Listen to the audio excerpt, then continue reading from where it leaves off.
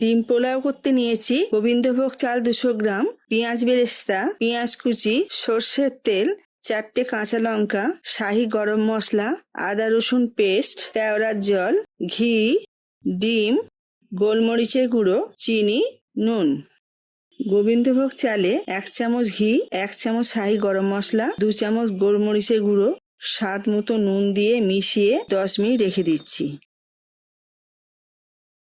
এবার একটা ফ্রাই প্যানে 5 চামচ সর্ষের তেল দিচ্ছি।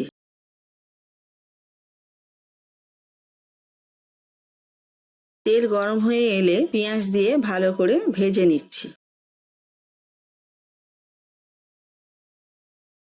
এবার ডিম দিয়ে ভেজে নিচ্ছি।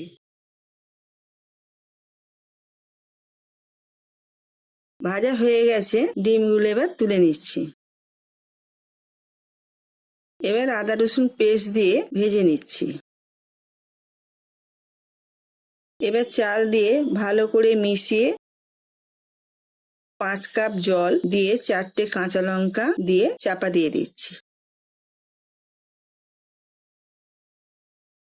চাল একটু সেদ্ধ হয়ে এলে তাতে ডিম, বেরেস্তা,